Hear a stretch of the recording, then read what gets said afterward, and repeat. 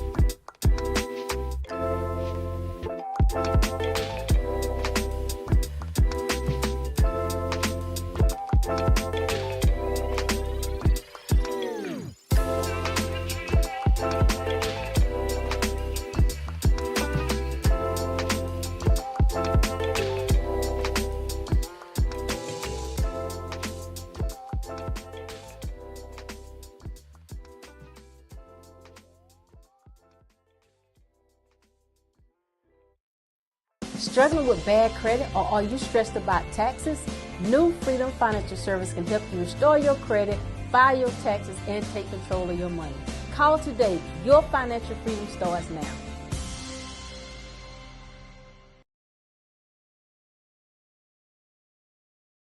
You don't have a software, tool, or subscription problem. You have a communication problem. Some of you are paying hundreds of dollars a month for tools that don't talk to each other. This creates what is called a ghost in the machine, an invisible clog that prevents data from working on your behalf. When your software doesn't communicate, you become the integration, the plug, if you will. You are effectively paying to be a data entry clerk in your own business. Join me for an elite workshop, The Ghost in the Machine. No, this is not a software demo. This is an architectural strategy session. We're going to whiteboard your entire tech stack, from lead capture to fulfillment, and expose exactly where your system is dying. Don't have a tech stack or know what that is? If you're in business for yourself in 2026, you need to. So I know I'll see you there. Together, we'll identify the manual tasks clogging your system and replace them with silent solutions. You don't need more apps, you need architecture. Click the link to secure your briefing. It's time to connect the dots.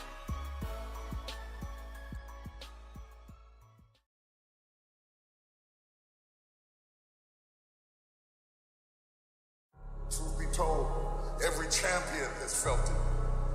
Every president has felt it. Every king has felt it. Every lion has felt it. Every winner has felt it. Every soldier has felt it. Every victorious person has felt it. The urge to quit.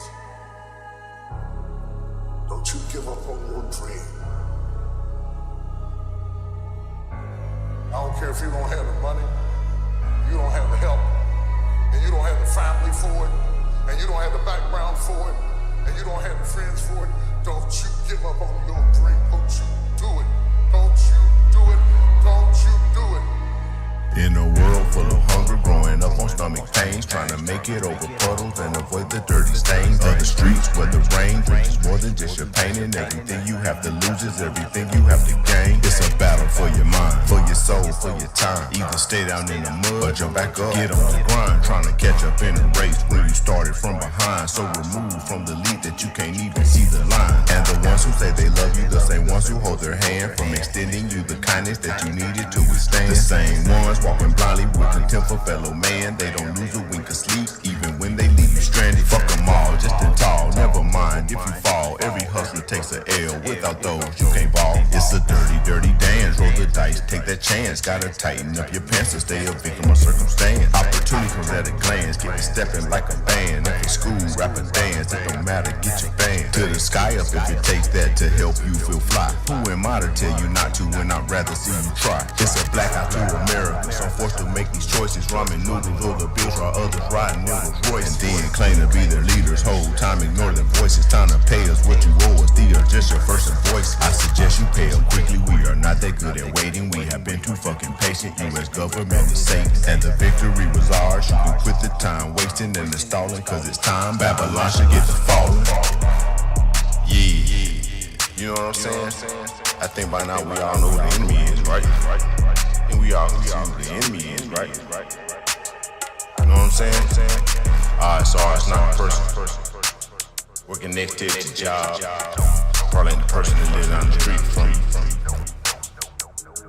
Not to say it ain't some weirdos in all these places that need to get addressed, need to get dealt with. You know what I'm saying? I'm just saying, man. We got a unique situation with my kid, when your kid, and they look back at our generation, what they gonna see? What they gonna see? A whole bunch of coulda, woulda, shoulda ass motherfuckers? Or they gonna look back and say, hey, I'm on my daddy's part of that generation. You know what I'm saying? Yeah, I come from that. One more thing I forgot to mention, if you listen, I hope you listening. We cannot ignore our kitchen, cause it's full of dirty dishes. We need mothers to be mothers, so our children can be children. We need fathers to be fathers, lead them right and give them wisdom, so our dreams can be reality, not just a bunch of wishes. Whether Muslim, Jew, or Christian, don't just talk it, you should live it. So I'm asking you, what would you do if on you this depended? For our dreams to be reality, not just a bunch of wishes. Figure it is all.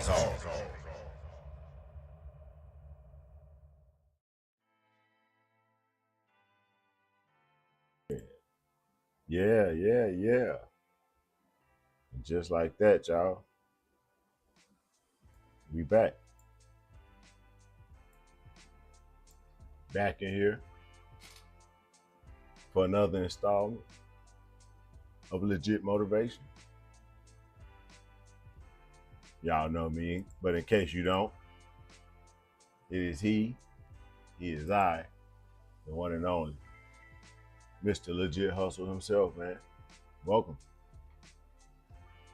This is Legit Motivation on the channel for the hustlers, entrepreneurs, small business owners, content creators, go-getters, anybody out here getting it on their own, man. It's the show where we discuss topics that keep individuals like ourselves motivated, keep us going, keep us pursuing that thing, doing that thing, whatever that thing is that you do, whatever that thing is that you are pursuing, right? So that's what I'm here for. That's what I like to do. And so today, we're going to continue. Today, we're going to talk about a subject that's very near and dear to my heart personally, and that's investing in yourself. The reason is very dear to me personally because as of today, February 21st, 2026, I am largely a product of investing in myself. A lot of the things that I have been able to accomplish, a lot of the things that I'm looking forward to accomplishing in the future are a product of me valuing investing in myself. So therefore, this topic is very near and dear to me personally, individually. I hope it's not buffering or nothing. It looks like it may be buffering or freezing on you guys in. I hope it's not, but if it's too bad, let me know in the chat or something, man, and I'll see what I can do to fix it. But without that being said, we ain't gonna take too long. We ain't gonna do a whole lot of talking. We're gonna go and get into this topic, man. Talking about investing in yourself and becoming an infinite asset. A lot of times when we talk about investing, when we hear content or discussions on investing, 9 times out of 10, it's always about investing in some external thing, right? Some high yielding stock, some new technology, some medical breakthrough, right? That we're told is supposed to be this high yield investment for us. It's supposed to guarantee us these amazing returns. And we fall for that trap sometimes. And we think that all these external things outside of ourselves are valuable, and they may or may not be. But today we're going to discuss not only why the most valuable asset in your portfolio is actually you, but how you can continue to develop the value of that asset by investing in you, by investing in yourself. So that's what we're talking about today. As always, for those who may not know, if you like the slide presentation that I use as the background for my videos, if you ever want to grab those to look at on your own, you can get a copy for free at the website, the bottom right-hand corner of your screen, legithustle.com. That's legit-hustle.com. You can get a copy of this slideshow presentation, but of course it won't have the handsome chocolate brother in the corner talking to you. It'll just be the slideshow. So you got to tune in to Legit Hustle to get that part of it. But, you know, hopefully I ain't too bad to look at and you enjoy your time on the channel. But if you want the presentation alone, of course, it's there for you for free, always. All right, so let's get into this topic, man. Let's talk about investing in ourselves. Now, if you work for yourself or you're engaged in any type of endeavor that requires you to be the engine that propels it forward, right? That may be content creation. You just may have a very important role at a job. You may not own the business. You may be an upper manager, right? You may be in a position that has a lot of responsibility. So therefore you are an important, integral, key part to the machine, to it running. So this would apply to you as well. But for those of us who do run businesses, who do work for ourselves, we know how this scenario goes. You get up early, you stay up late. In the beginning, especially, you're investing every dollar that you get back into this company to try to get this thing moving in the direction that you need it to be moving in order for it to do and to produce the way you need it to do and produce. A lot of times you start off with a very good personal routine. You probably eating healthy in the beginning. You probably working out. You probably have a regular routine. But as your business starts to pick up, those things get pushed to the side. Next thing you know, you eating what you can while you on the go, right? And everything looks good on the outside. The business looks stable. You look like you're doing well financially. Yeah, you put on a few extra pounds here and there, you know. Everybody didn't notice, but ain't nobody tripping because you're doing well financially. The business is prospering, right? So on the outside, everything looks good. But on the inside, if you've ever been in this situation, you know what comes next. That's that crash. That's the burnout. If you've ever experienced genuine exhaustion, and I don't mean just being tired, I don't mean you just had a long day at work. I mean, if you've ever experienced genuine exhaustion, where you're actually genuinely burnt out, you know it takes days to recover. Sometimes you might not be able to get back to grinding and working for weeks at a time. You know, like athletes, there are certain injuries that when athletes sustain these types of injuries, you automatically fear for their entire career. You know, if a basketball player break his finger during a game, you're not worried about him being able to recover from that injury, right? But the moment you hear something like Achilles, the entire career comes into question. Going through genuine exhaustion from having burnt yourself out from going so hard, it's like an Achilles heel injury. Even after that person goes through the surgeries and they go through the personal training, the rehabilitation, the exercising to get back on their feet, they never quite play the same. Think about like Derrick Rose, right?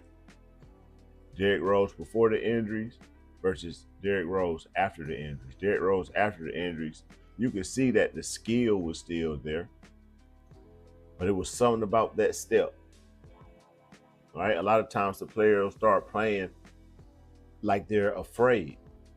A move that they normally would have easily made look like it was second nature. They hesitate, and you see it in their gameplay, right? When you are genuinely exhausted, when you genuinely burnt yourself out, it's that type of injury.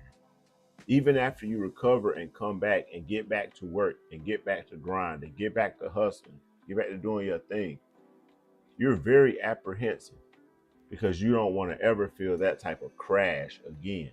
If you can't tell, I'm speaking from personal experience. When you burn yourself out, when that engine hits empty, when you done ran out all the fumes in your engine, in your internal engine, whatever your business looks like, whatever your financial situation looks like, none of that matters when your body says, hey man, I'm tired and I'm finna sit down. I don't care what you talking about. And bam, that exhaustion hits you. It'll sit you down, right? If you've ever gone through that type of burnout, that type of exhaustion, you know what I'm talking about. This is when you have been going repetitively. You've been pushing it for not days, not nights, for weeks at a time. You've been skipping meals. You've been staying up late working on projects, working on plans, holding meetings whenever you could. You've been doing everything you needed to do. You've been pushing hard for weeks at a time. And one day your body just says, hey, time out. Flag on the play. Technical foul. This dude is not taking care of me. And I demand time off. And it just sits you down. That's exhaustion.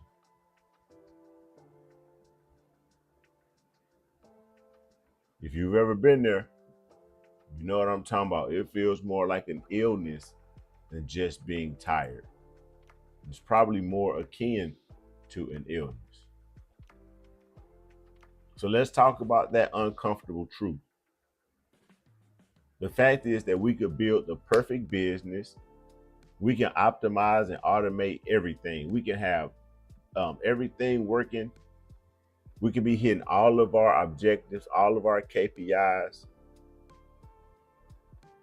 right? But if you, the engine that produces the force that propels all of this stuff forward, that guides the direction of all these things that you built, if you break, is it possible for the machine to continue working?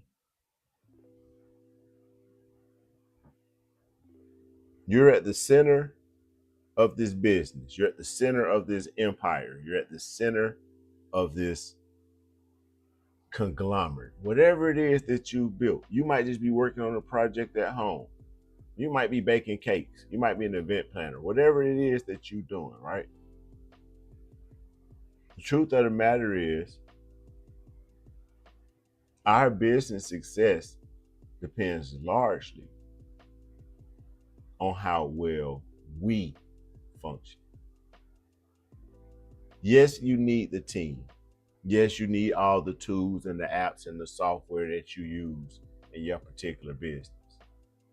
Yeah, you need all that. But none of that matters if the operator, if the person using the tools, if the person using the apps, if the person leading the team breaks, none of that other stuff matters, does it? So naturally, revenue is going to fall off. So if we're serious about taking care of our business and handling our business, then taking care of ourselves well, adequately, is a part of that. It has to be. We are the nucleus, right? In your business, in your company, whatever it is you're doing, you're the nucleus. You're at the center. If you break, everything breaks. Therefore, you can't afford to ever let you break. What happens when we neglect ourselves? Well, from a business aspect, the growth stagnates. You reach a level, a point, and you just can't get past that particular point. When you first started off, you was happy when you got your first sale. When you got your first 5 sales, right? Or your first 5 clients. And then all of a sudden, months, maybe years later, you've gotten to consistently getting 10, 15, 20 of those, or whatever would be a good consistent number in your industry. And then you plateau. For some reason, you just can't get past that level. A lot of times our first instinct is to look at the business, is to look at what isn't happening in the business. Maybe it's not what's not happening in the business. Maybe it's you. Maybe it's you. that are the reason that the growth has stagnated. Have we thought about that? Do we think about that? Leadership weakens. When you're in a leadership position, at any point in time that boat, if you're the captain of the boat and that boat starts doing this, all the sailors gonna look at who? The captain. All right, captain, it's your job now. Your job is to make sure we get home safely every time we come out here on this boat with you. So that big ass wave over there, man, whenever it do what it do, it's up to you, right? That's what you're here for, captain. You got to make sure we get home safely. When that boat gets to rocking, naturally the crew is going to look at the leader. So if you're in a leadership position in your business or at your company, you being burnt out starts to weaken the trust that the team has in your leadership. You don't think people notice you moving slower? You don't think people notice when I'm slacking behind a little bit? I ain't quite as sharp as I normally am.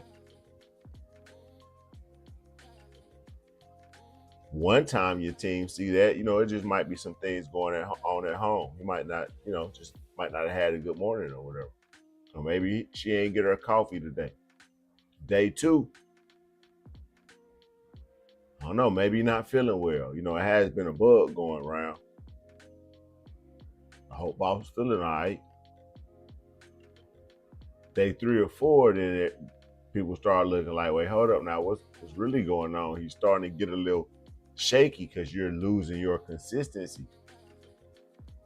And at that point, that the people who you're leading start to see gaps or flaws in that consistency, then the questions, the doubts start to creep in. And that's how trust in leadership begins to weaken. So if we, as the leaders, allow ourselves to go so hard, to push so hard that we burn ourselves out, it's not just going to take a toll on us physically. It's going to take a toll on our company, including the perception of our leadership by the people who depend on us, whether it's a contractor or an employee or just family members. The people who depend on us as leaders are going to start to question that leadership whenever they see that boat start to get rocky and unsteady, right? Then there's the impact that it has on your health. I had a friend of mine back when I was selling insurance in Memphis, Tennessee. My homeboy, he was going so hard and working so hard. He was a manager at the agency that I was working at the time. And he was going so hard, just consistently. Yeah, he was making very good money, damn good money, especially at the age that we was. Very good money. But he ended up going to the hospital a couple times. And eventually he had to quit selling insurance. He burned himself out to that point. That exhaustion literally cost him his health. I watched that happen to somebody I was close to. We were actually roommates at the time. He ended up having to move back to Georgia. Went from being a fully functioning, capable grown man, taking care of himself, having to move back home with his parents because he literally worked himself almost to death. When his health went down, it went down rapid. It wasn't a steady decline where we could have saw, hey man, you see something going on, with Josh or whatever. And it wasn't that. When his health went down, it went down rapid. He pushed himself that hard. You're working 12, 15 hours a day, 7 days a week for 3 or 4 months straight. It takes a toll on you. And he was pushing it like that. And at some point, his body said no more. And because he wasn't the owner of the agency, the entire company didn't crumble. Everybody didn't lose their jobs totally. But he lost his career. I don't know if he ever got back into financial services, but it put him down for a while. I don't think he probably even would have gotten back into it, even if his health did get back better, because we lost touch after he moved back to Georgia. So I don't know if he ever actually got back on his feet well enough to continue that career, but at least it cost him for that time period at bare minimum.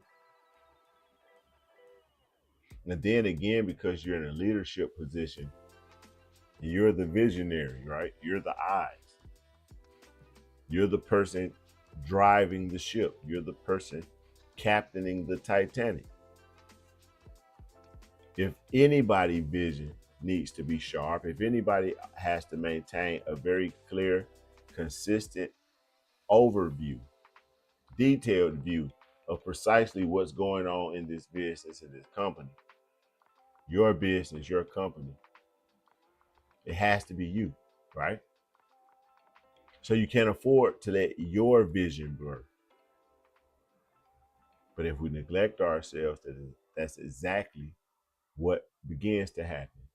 We can't expect to have the business start to falter, fall off a little bit. The team looking at you sideways, wondering what's happening to your leadership. Are they going to have a job next weekend? Is the wife going to take everything in a divorce and you're going to, they looking at you sideways. They don't know what's happening. Your health is starting to deteriorate because you're not taking care of yourself, because you're still trying to run this business and you got all this other stuff going on in your life. How clear is your vision as the leader, as the visionary? How clear is your vision going to be in those circumstances? Probably not very clear at all, right? So therefore, for those of us who work for ourselves, who own businesses, who own companies, we have to understand the value of not neglecting ourselves, right? We're the center, we're the nucleus. Without us, none of the parts work right. Scarcity programming. Now this could be a deeper topic than I really want to make it for this conversation. So instead of scarcity programming, I'm gonna say the scarcity mindset. Because if I keep saying the word programming, it's gonna get me off into some other topics that are related to this, but not necessarily need to be gone in this deeply on this show. So we'll just say the scarcity mindset. If you're like me, you don't come from a family of great means. You don't come from money. You didn't get wherever you are in your life because some dear Aunt Sally left you, 6 figures when you were 10 years old. If you're like me, whatever you have accomplished, no matter how big or how small, no how great or how little you may think it is, you had to come from a mindset that likely, very likely, taught you that there wasn't enough, that there was some lack. You couldn't get that car because it just wasn't enough money for you to have enough to get that car or that house, right?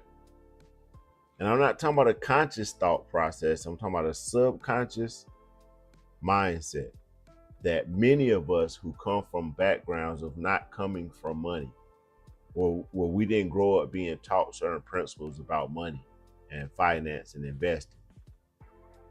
If you had to go out here like me and get that information on your own, then you know what I'm talking about. You had to at some point confront the mindset that your past, your upbringing gave you, especially when it came to money and business.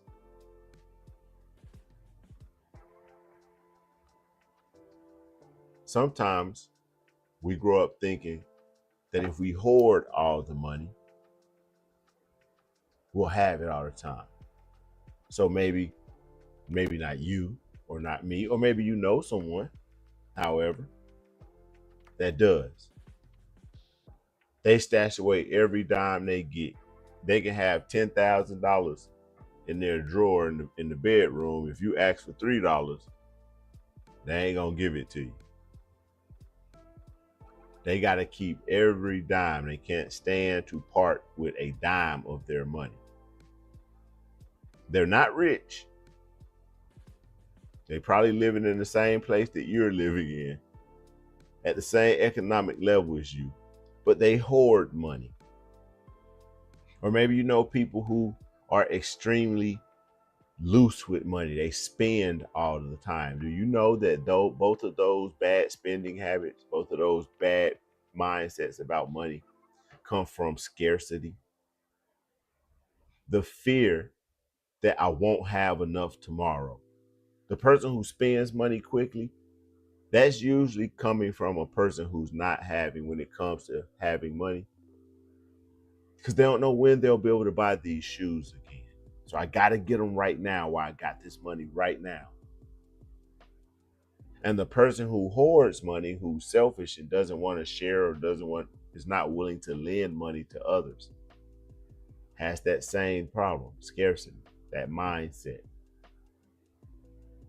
That mindset also affects us when it comes to investing in ourselves.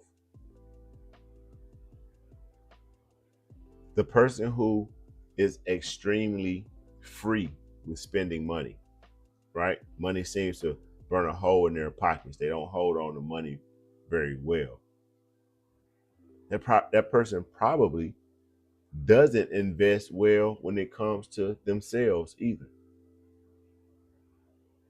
When it comes to actually investing in themselves, that person who has the bad financial spending habits probably has the same type of habits when it comes to investing in themselves, how they spend their capital, how they use their energy, what they spend their time on.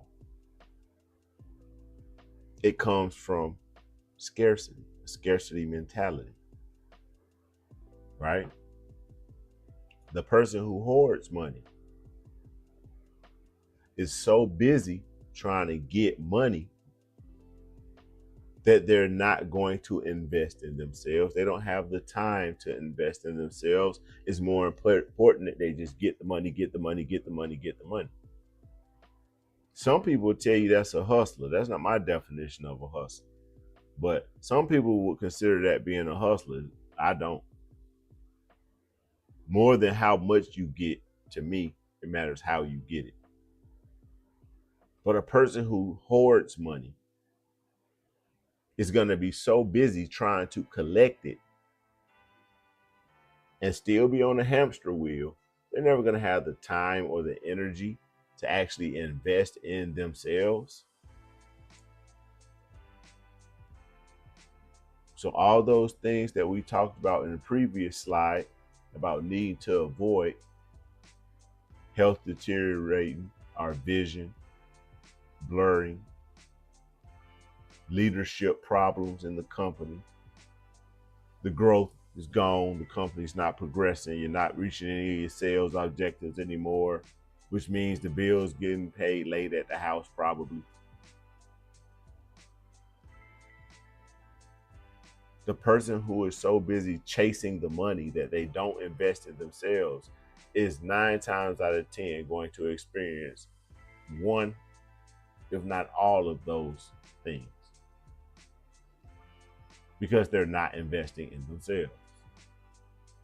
And a lot of times, I'm glad we're kind of taking this angle with this conversation, because a lot of times when you say invest in yourself, people think that may only refer to books that you read, right? Knowledge that you may gain.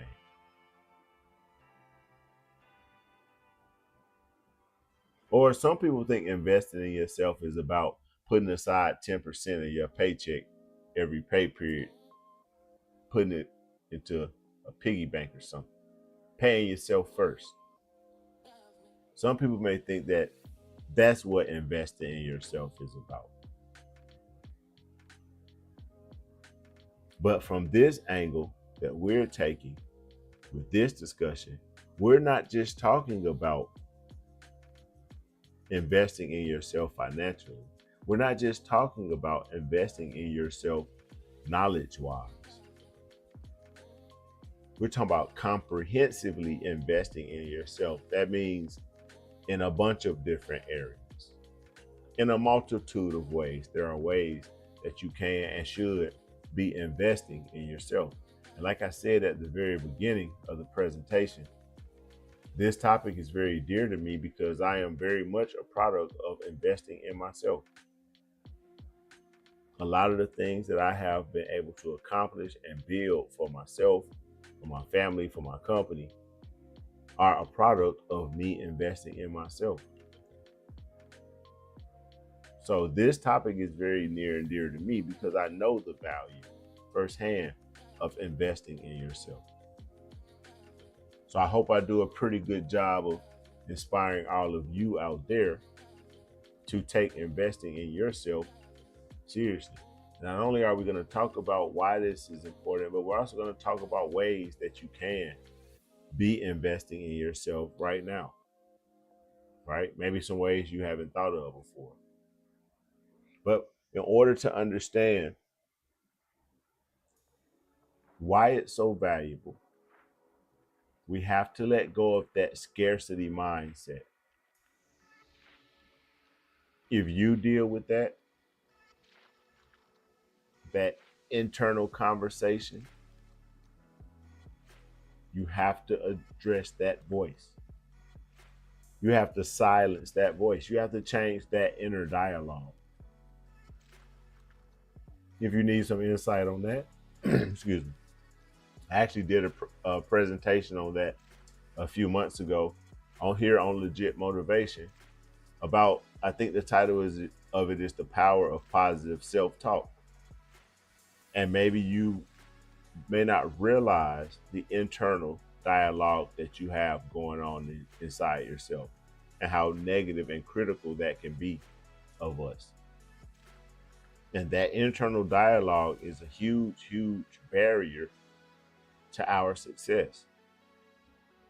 Whether that's financial success, personal success, business success, whatever it is we're striving to achieve to be successful at, that internal dialogue can and often does sabotage people's dreams because it goes unchecked. And we go through life thinking that we're not able to do or achieve something because of all these external forces that we came up against. And sometimes we don't find out in time, we find out too late, or we never find out that in actuality, the challenges were inside of us to overcome and to conquer. And that internal dialogue is a major challenge that everyone has to learn to address, especially if you come from any type of trauma in your background, be it childhood or previous relationships, right? So addressing that mentality, that internal voice of scarcity, is extremely important. And we have to understand that that is going to be the foundation that we're working from going forward in this discussion. Is that we're not operating from a place of scarcity. We're not operating from a mindset of lack. We're not worried about how, when, and where things are going to come from. That's not this conversation, and that's not our concern right now. The concern is valuing, investing in us, and that includes taking care of ourselves. The business simply cannot outgrow us. If the business that we have put together ever outgrows us, it becomes a Frankenstein. Outgrows us not in the capacity of how much it produces or how much money it makes outgrows us. Nope. If it ever takes on a life of its own and starts to grow into something that you do not have control over what that business is becoming, what that project is becoming. That's what I mean. It becomes a Frankenstein. You only have so much human capital. As the leader, as the owner, as the foundation of a business or a venture, you only have so much human capital that you can actually invest in any endeavor, right? If that business gets to a point that you cannot handle, you cannot continue to operate effectively as the leader, as the vision, as the glue, the core of that thing, then it has outgrown you at that point. If you can't handle it, all right? But what happens? Why does that happen? Point number one on the slideshow: knowledge stagnates. Remember earlier when I said, hopefully you get to a point that you realize that the obstacles that you had to overcome were always inside of you. Being successful as a business owner, as a self-employed person, as a content creator, being effective as a professional in whatever your field is largely dependent on your knowledge about what it is that you do. You're not a teacher because you know how to sit in the classroom and talk to children. You're a teacher because you know how to teach. Whether, I don't know the whole process, but whether that's lesson plan development, curriculum development, whatever goes into being a good teacher, right? That's what makes a teacher a teacher. What that person knows how to do in the function, in the objective of teaching someone something. When you're in the position of a business owner, the leader, you have to always be taking in knowledge. If no one else on your team or in your circle or in your life values continuously learning, continuously taking in information, the leader has to. The leader has to. Why does the leader have to? Because if the leader stops learning more and more as things change in their industry, as economic conditions change, as new trends come along, as new opportunities develop in their particular industry, if the owner or the leader is not paying attention to those types of things because they're not taking in any knowledge, they don't value knowledge, and that has grown stagnant. This is what leads to the business outgrowing you and creating that Frankenstein. And that thing that we look so forward to building at some point, that thing that we were so excited about putting together, about starting this company, this business, it then becomes a burden. It becomes something you don't even want to look at. You don't even want to go to and do it. It becomes a headache. It becomes a drain because it has outgrown us. We have not kept up with the demands of what it took to lead that type of venture. And a lot of times it starts with us stopping learning. Remember, we were so busy we didn't have time to invest in ourselves. Or maybe we were so free with our time and our resources. Oh, I'll get to reading that book later. Oh, I'll take that course later. We didn't value knowledge and information. And when you're the leader, you have to value knowledge, because if you don't, the business is going to suffer. It's not a question of maybe. I'm not saying that the business might suffer. I'm telling you that anytime a person in leadership starts to not become well informed in their position, whatever that position is going to suffer. That's just what it is. Whether you're the leader of a platoon in the military, or you're a leader of pre-K children at a daycare center. Anytime the person in a leadership position is not well informed, the business, the venture, the family, the class, whatever they're in or around is going to suffer. Yo, what's up, Smash? Shalom. Shabbat shalom to everybody out there today, too. It's where I meant to say that when I first got started. Shabbat shalom. If it's still daytime, where you at? And I see, let me take a minute to do something. I told you I'm a terrible YouTuber. So let me take a second to give a shout out to my people in the building. Shout out to my love, Missy Love. She says, hi, thanks for this presentation. Oh, it's buffering.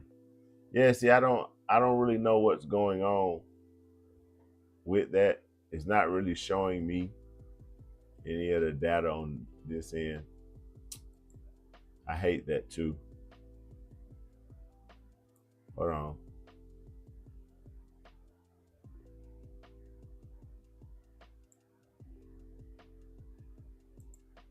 Yeah, I'm not sure what's going on. Now I just got a notification about it buffer. Now I can see it. I'm really not sure what's going on. I hope it's not buffering too bad. Is it freezing? Is it freezing up real bad, or is it at least watchable? I hope it's at least watchable.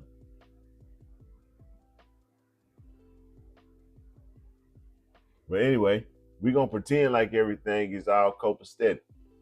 And I got to give another shout out to my brother Smash in the building. Appreciate you and the fam being here. Hopefully the fam tuned in with you. Shout out to all of them and everybody else who may or may not be tuned in. All right. While we're here taking a second, I also want to take another second to remind everyone of my event that I have coming up on the 25th, which is this Wednesday. And that event will be the Ghost in the Machine event, the group session. Now, the Ghost in the Machine is not a sales presentation. It is a workshop. It is designed for individuals who are using different tools and apps and various subscriptions in their business right now, whether you're self-employed or an entrepreneur, or maybe you're even a developer yourself like me. Feel free to come out and attend the Ghost in the Machine, where we look at discovering the causes of why your tools are not performing at the level and at the capacity that you need them to perform at. The reason that you signed up for that particular service, or the reason you use that particular tool, if it's not meeting the objectives and the ideas that you had when you purchased it, that event is for you. The Ghost in the Machine. Also, I'm pretty sure you guys saw the video at the beginning if you were here for New Freedom Financial Services. As y'all know, a client of mine, and she is also offering tax return, tax prep services this year. So if you're in need of that, definitely check her out. I'll make sure I play that video again before we get up out of here. But also, if you're in business for yourself and you've had some financial hiccups, some financial boo-boos in the past, and you need to get those things resolved so that you can start rebuilding your life financially, definitely check out my friend Yvette Nelson. Get in contact with them over at New Freedom Financial. There's a link to her page down in the description of all my videos. And once again, as I said, before we get up out of here, I'll play the video with her contact information on there again for you guys. And you can see if you're in need of those type of services with regard to your credit history or tax prep for this year. Check out my friend Yvette Nelson over at New Freedom Financial. All right. So I hope it's not buffering and freezing too bad. I noticed now that I'm paying attention to this screen, it seems like it might be freezing up a little bit, but hopefully it's not too bad. All right, so let's get back into the presentation. So now you've grown this Frankenstein monster of a business, right? That you don't really enjoy working any longer. It's become a real drain on your energy, on your spirit, right? Your energy is dropping. And because you're not motivated and your energy is low, when you're working in your own business, your execution suffers. You're not going to perform at your best, at your maximum capability, when your energy is low. Whether that's physically, your energy is low, or emotionally, your energy is low. Okay, Smash said you said it's not buffering at all. Okay. It's like glitching, like it just froze just right then on my end. So hopefully it's not, as long as it's good. All right, appreciate it, bro.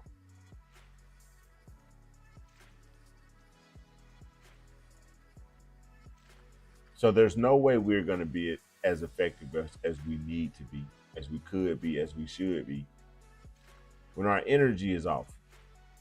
Like I said, whether that's physically or emotionally. And then our discipline weakens.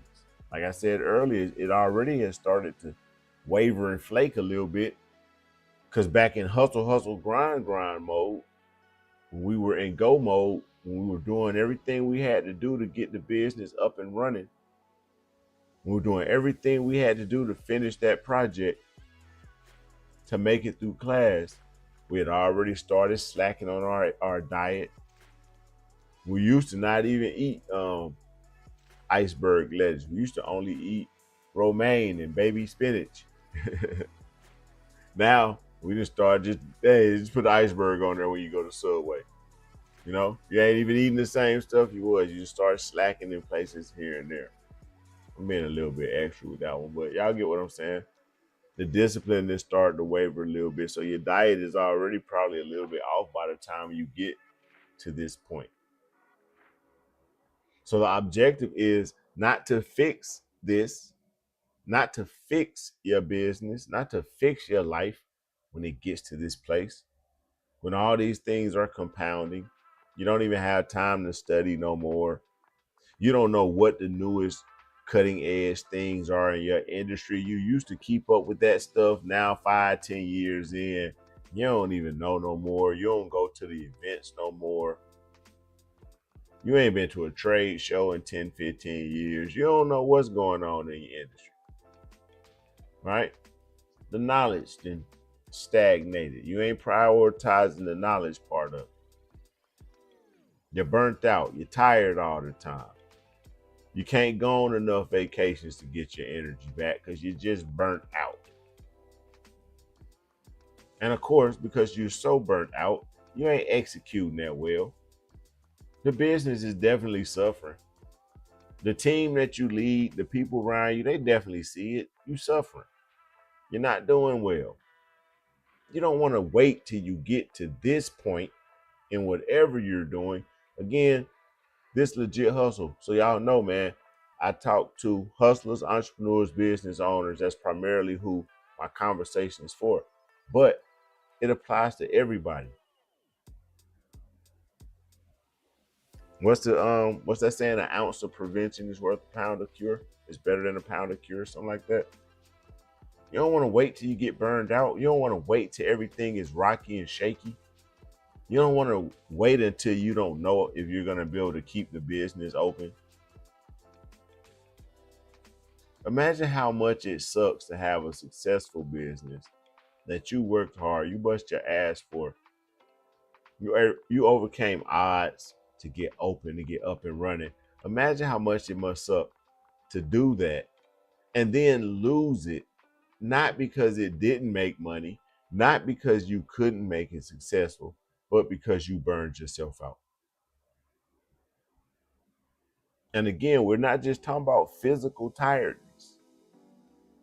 I'm not talking about that type of tired. I'm talking about genuine exhaustion. You are cooked. You burnt. It's over with.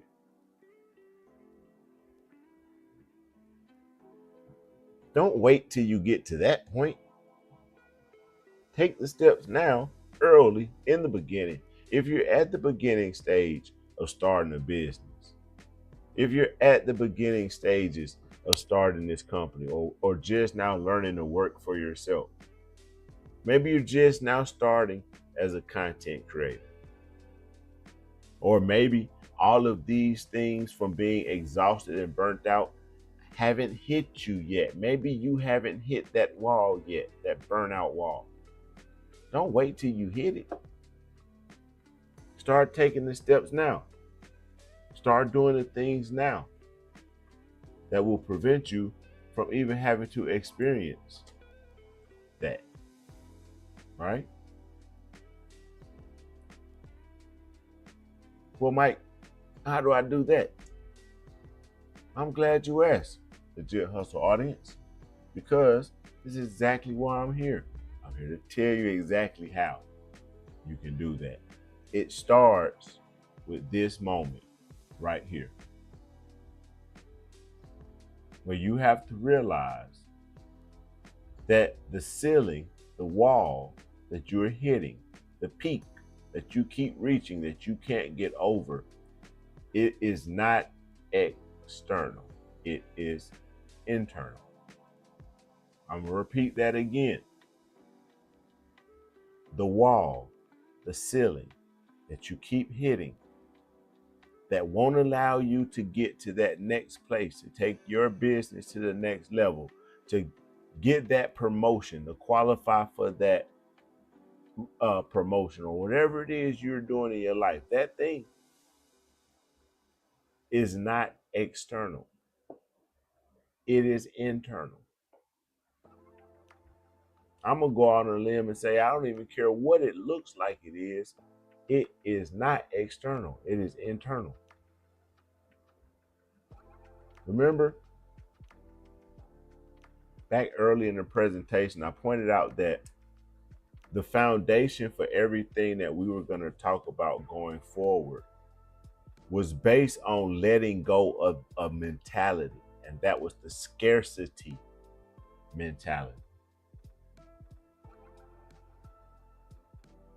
So now if you're going to look at what it takes to avoid burning yourself out, to avoid having to fix a failing business, not because the business ain't working right, because you done burnt yourself out. Instead of having to save something from and after it's on fire, this is fire prevention. And it starts with the mentality. And at this point, this breakthrough moment is about recognizing that the barrier is internal. It is not external. I don't have enough time or a desire to get into all of the stories in my personal life. The reason why I say that with such confidence and conviction, but I know that that's true. I can't think of too many battles, too many fights, too many challenges, too many obstacles that I've had to overcome in my life that were not the direct result of an internal conflict, far more often than they were ever external. Yes, there are external consequences. Yes, there are things that happen and show themselves in the external, but those are more of the symptoms of a problem than the problems 9 times out of 10. 9 times out of 10, the obstacle is rooted in us, in me, in you, in the person. And so in order to make sure that we don't reach that place of burnout. We don't crash. We don't hit that wall.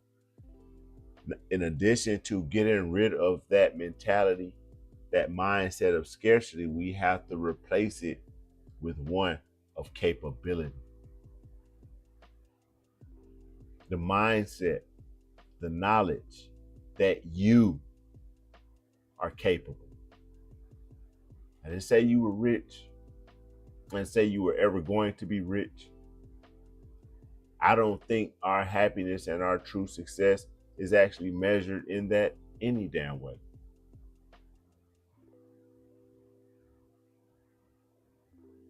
But once you can get rid of that old mentality and replace it with this new one, where you know that you're capable and that you know that the barriers and the obstacles are indicators of something internal that you need to address. Now you're ready to move forward. Now you're really ready, because now you know how to address future challenges. Before you look at the external, before you look at the symptoms, from this point forward, you should understand, when I reach challenges, when I reach obstacles, the first thing I'm going to do is look inside. The first thing I'm going to do is go inside.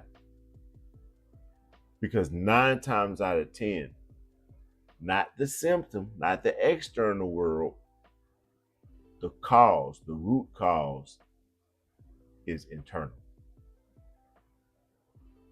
I'll illustrate it like this. Most of you all probably know this, so this isn't probably some information you've never heard before, but I think it fits this part of the conversation. When we get sick and we have a fever, right? The fever is not the sickness. The fever is just a symptom that something is wrong inside. It's not the fever. The fever is not the problem. The fever is actually an indication that your body, your immune system is functioning. It's trying to heat itself up to kill off whatever it is invading it. So the fever is not the problem. Whatever is invading your body and causing your immune system the need to heat up is the problem, right? It's not the fever.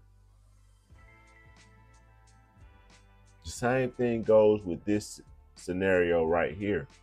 The external things that we see, the external obstacles that we face, they are the fever. They are not the invader. They are not the bacteria. They are not the virus. They are not the illness. They are the symptom. But if we only look out here for solutions when we face problems, we're never going to learn how to solve them completely, quickly, competently, without it costing us so much, or without it having wreaked so much havoc in our life. We won't waste a whole lot of time trying to treat the symptoms, trying to combat the symptoms. Instead, you'll learn to spend more time addressing challenges at the root, which is always inside of us. It's always internal, right? If you're not familiar with legit hustle, if you're not familiar with legit motivation, there have been other presentations that I did, like I think the one on taking responsibility. One of the largest keys to learning to be successful is to learn how to take responsibility for things. And this moment that this is describing, this breakthrough moment that we're talking about right here, is very much the same. It's very much a moment of taking responsibility. We've pushed aside the mentality of scarcity, right? We've pushed aside the fear that it's not enough. We did that at the very beginning of the presentation. Now we've recognized that the battle, the limitations, are usually going to be internal and that we need to start resolving issues there first, right? So we've laid that as the foundation. But in order to make any of that real, we have to first take responsibility, even accepting the mindset, the scarcity. To get rid of that, we have to take responsibility for having that type of a mindset or that type of internal narrative going on inside ourselves. At this point, in order to truly accept that is not about scarcity, that is not about the external conflict. This is another step in taking responsibility, because to make the conflict about internal is to take responsibility for it. If that makes sense. I hope that makes sense. When we stop looking at the external, when we stop looking at the symptoms, and we start learning to look inside first, look internal first, we are taking responsibility for the obstacle that we're facing. We're taking responsibility for the challenge that we're facing. So in order to move forward and learn, again, the title of this presentation is about becoming an infinite asset. We already talked about you are the asset. We established that in this presentation. You are the asset. You are the most valuable part of your company, your business, your family. You are the asset. You got to take care of you, right? We've already established that. But this was about being an infinite asset, not one that just returns well for a year or two or 5 or 10 years. We said an infinite asset. And the way you develop consistency, the way you hard edge build in that consistency into you, into your character, is to first make the decision to be responsible for everything that you do, good or bad. Once you learn to take responsibility for everything, every challenge that you come up against, before you look out here and look for something that you got to fight out here to get beyond that, when you start looking in here, you're going to realize why I did that presentation on taking more responsibility is a superpower. When you learn to take responsibility for things, you stop becoming a victim of circumstance and you start becoming a controller of circumstance, even if you didn't create the circumstance that you find yourself in. You want to take control over a circumstance? Well, take responsibility for it and see if you don't start acting like a person in control of it. Take responsibility for things. So in order to overcome that negative internal dialogue that a lot of us have, to get to this place that we're becoming not just an asset, not just understanding that we need to value ourselves and take care of ourselves, because everything around us depends on us doing that. But it also includes taking responsibility and learning to look at me first, look inside first. All right, that makes sense. I hope y'all feeling me. I hope y'all liking the music. I switched up the playlist for this conversation. I'm gonna be playing around with the vibes a little bit. I hope y'all like the soundtrack, man. Let me know if I need to turn it up or down or how y'all like it. I can't really hear it that well on my end, so let me know, man. But hopefully everybody enjoying the show. If you're in the building, thank you for being here. Shout out to you. Peace and love. What else did I need to talk about? I was supposed to tell y'all about something today, but I forgot. So I'm gonna pretend like I didn't, and hopefully it'll come back to me before I finish this presentation. But it was something I was supposed to talk about today in particular, and now I have totally forgot. So I'm gonna blame it on something else besides me, because that's what I do. All right, so let's get into this. Let's talk about this infinite asset thing, right? Because we know we're talking about ourselves. It's not a secret. We're talking about ourselves as the most valuable asset in our portfolio. How do you make this something that returns and that works and that delivers and that is truly your most valuable asset, that you are truly your most valuable asset, infinite into the future? Not just for 2026. Not this work for you for 2026 and 27. Oh, it was a good 2 years. No, we're talking about establishing something that will carry you forward perpetually into the future, right? A framework for this infinite asset, as I decided to call it in my presentation, which is you, which is me. So any transformation requires structure. Any type of transformation is essentially, at its core, a transformation in the structure of something, right? And so it's no different here. So one of the things that we need to restructure or change is our awareness. We need to define exactly what the asset is. Well, what do you mean, Mike? You just said I was the asset. You just said you were the asset. Yes, I did say that I was the asset, you were the asset, but not just me, the human being, the biological thing, not just this, right? Not just you, the body, the biological person, but your skills. What abilities do you have?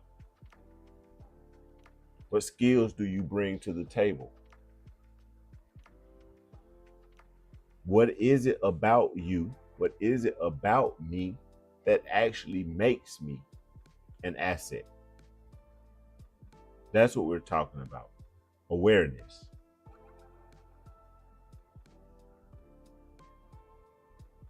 But in order to be aware of something, you have to define it, right? If y'all can't tell yet, I like animals, so I like using animals in my analogies, right? If you go to the ocean, but no one's ever told you what a shark is and you have no definition for a shark, just because you see one in the water don't mean you gonna know what that is. You have no reference for a shark. You have no awareness about what a shark is. No one has ever told you about a shark. You've never seen one. You don't even know that there's a thing called a shark. If you have zero awareness about something, then that information is not an asset to you, right? So in order for information to be an asset, it requires us to have a level of awareness about it. Once that person standing on the beach for the first time knows what a shark is and what the consequences could be of being in the water with the wrong shark at the wrong time, then knowing what that fish is would matter. Then that information is very valuable to that person because they're aware of it now. Before, telling them, hey, don't jump in the water, that's a shark. To a person who doesn't know what a shark is doesn't mean anything, right? That was probably a suck ass analogy, but it's the best I could come up with on the fly. That's the best I can do on such short notice. I hope y'all like that one. That was on the fly right there, man. I hope that one worked. But awareness, man, you got to be aware in order for information, in order for anything to be a asset, a true asset. There has to be a level of awareness, right? Next, you got to talk about action. Not just any action, not just random action, not just movement for the sake of movement. Nope.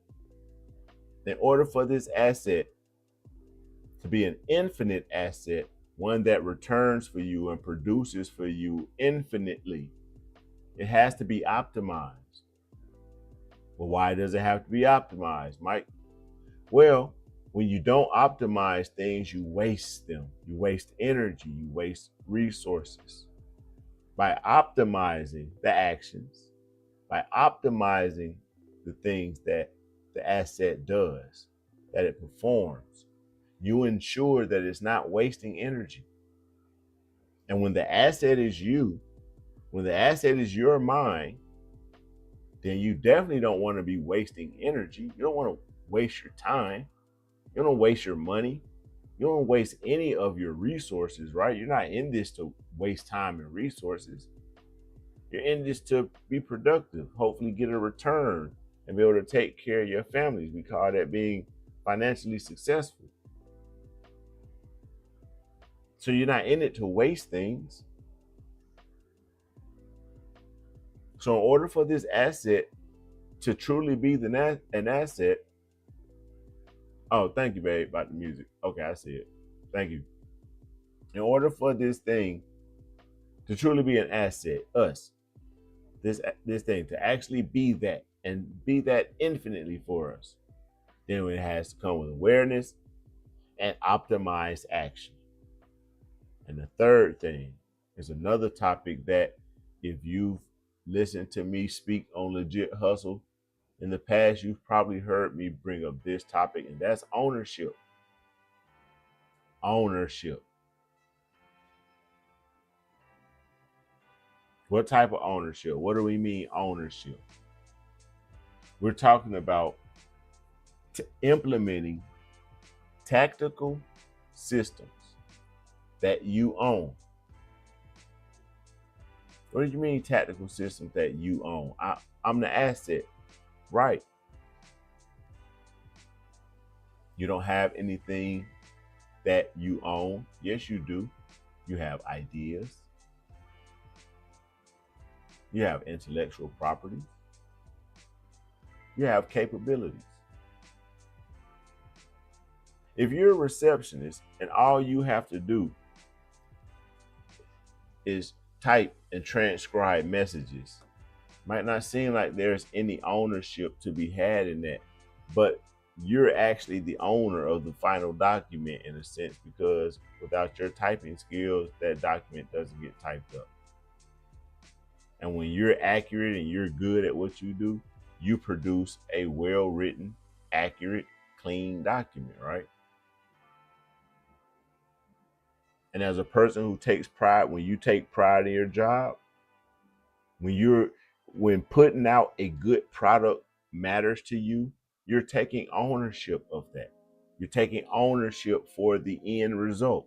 You're taking responsibility, once again, for the outcome.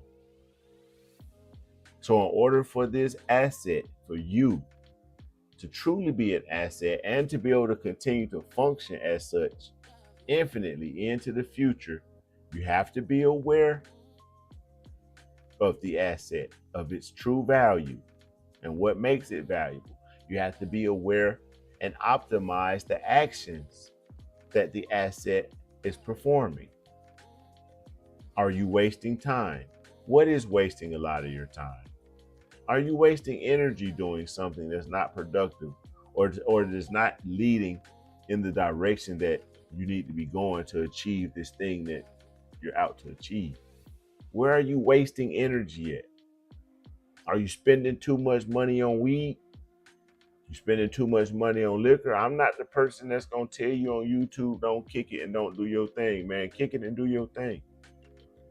But if you're doing your thing and kicking it to the point that you're not being effective and you're wasting more money and you're not putting it into the development of your most valuable asset, you're putting more money into smoking than you're putting into developing your most valuable asset, then that's a problem. You ain't got no balance with that.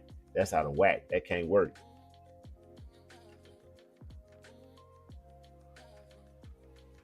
But once you have the awareness and the action, now you take ownership. Now you take responsibility for the outcome that you produce. I take responsibility for the outcomes that I produce. Think about that. How does taking responsibility lend to an asset producing infinitely for us? How does taking responsibility do that? Let's look at it from two different angles. Let's say one, time wasting. I hate wasting time. If you notice anything about my show and my channel, typically at the time that I say I'm starting, I'm probably starting right then at that time. I've learned to wait from watching other people's shows, so now I wait a little bit to give people time and make sure notifications going out, even though I only got like 100 people. You know what I'm saying? But I'm trying to learn how to be a YouTuber. So I've started waiting, but I'd be prepared to go live. If it says 6 p.m., at 6 p.m., I'm sitting right here. I'm ready. I'm probably tinkering with some things and messing with something back here at the last minute, but I'm pretty much ready to go live at that moment because I hate wasting time. I can't stand wasting my time. One of the ways that I avoid wasting my time is I take ownership for things. If it's something that I can do that removes the possibility that you can waste my time because you didn't do it as quickly or you didn't get it done in the time frame that I just do it myself. That's my way of avoiding people wasting my time. There's a lot of things that maybe sometimes too much, to be honest with you, because as a business owner and as an entrepreneur, we do have the tendency of wearing too many damn hats sometimes, you know, and I'm definitely guilty of that myself. But that's where a lot of that stems from. I don't like my time to be wasted. And if I know that I can do something this particular way, or at least close enough to the way I want it done or the way it needs to be done, sometimes I just rather do it myself. So I know you ain't gonna waste my time because you're gonna do it your way. And I'll be like, bro, I asked you to do it this way because I already, y'all know how it goes sometimes. Whether it's with a barber or a person detailing your car or something, sometimes you don't want the hassle of having to tell somebody again how to do it right. So you be like, fuck it, I'm gonna do it myself, right? That's a way that taking responsibility saves you time.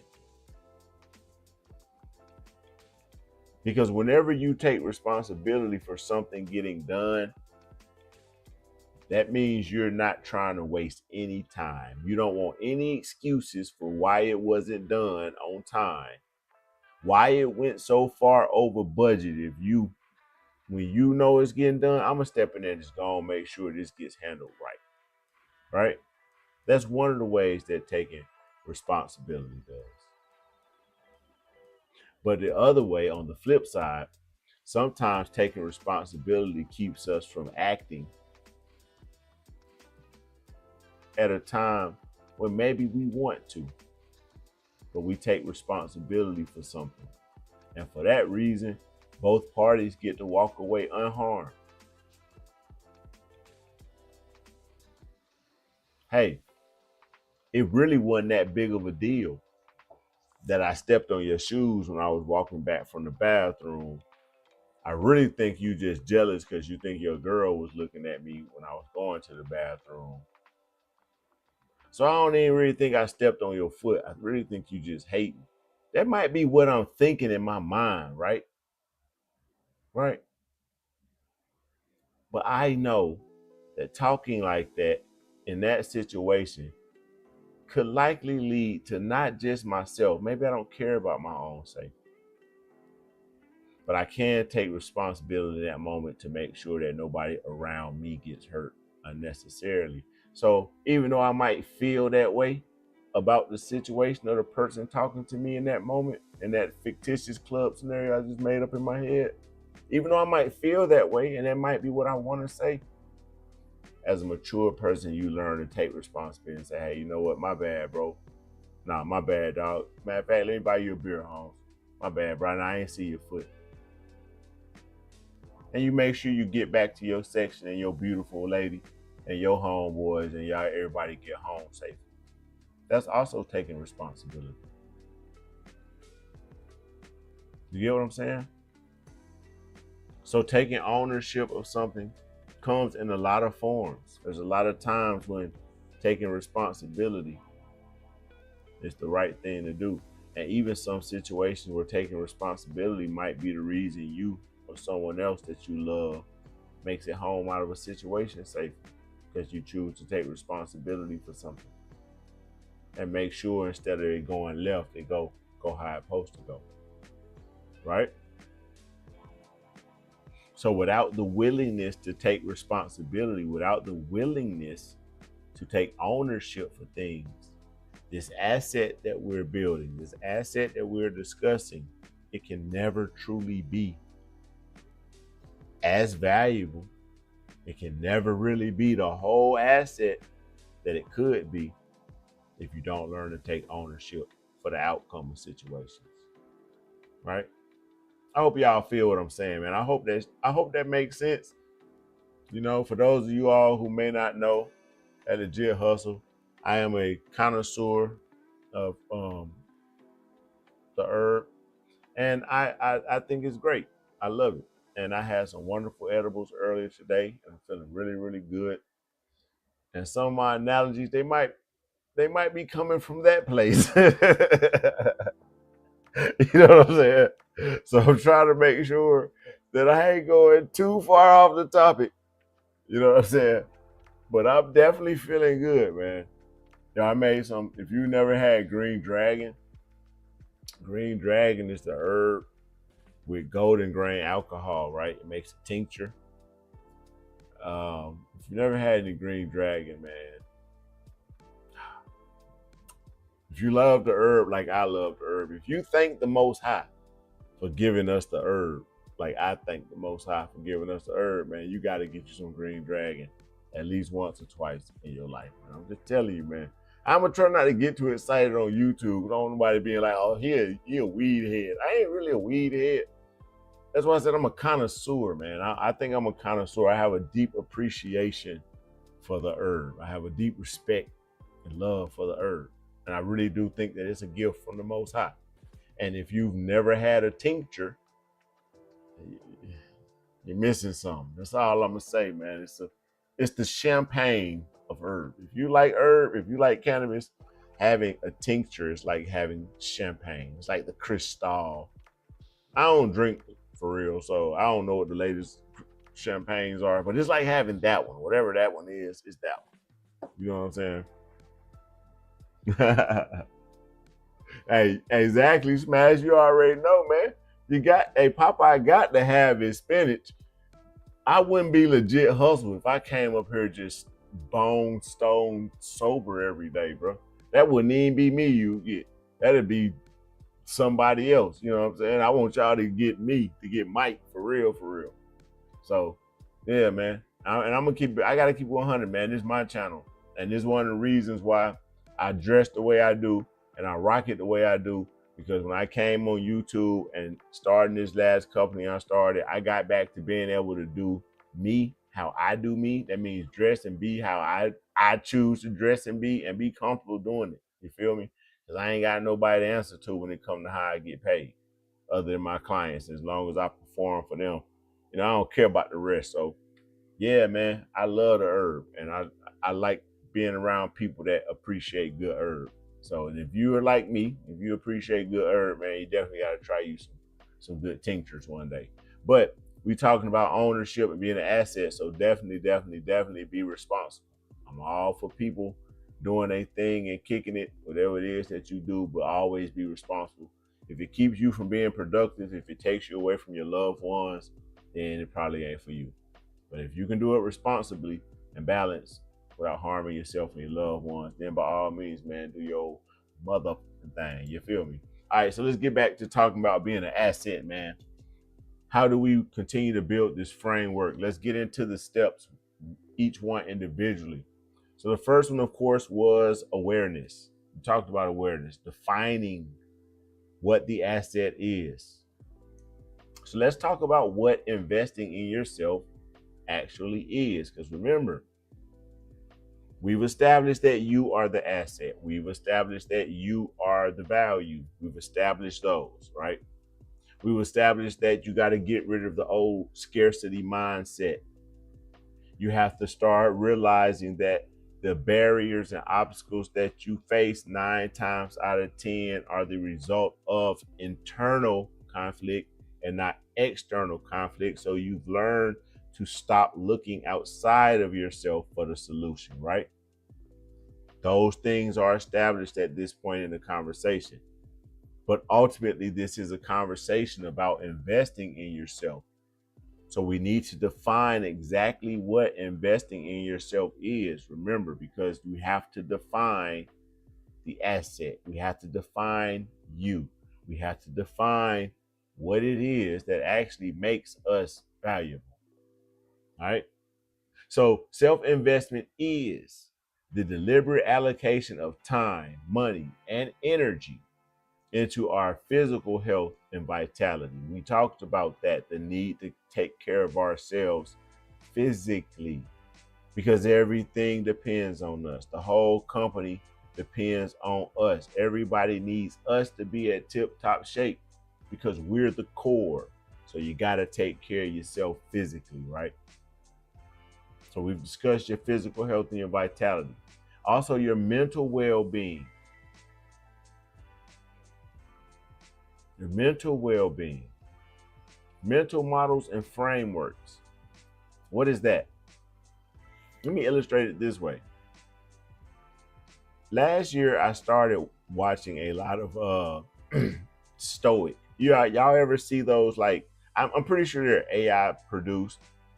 The little AI produced like audio books and stuff that be on YouTube. If you're a nerd like me, you listen to audio books on YouTube, man. So don't be acting like you don't listen to no damn audio books.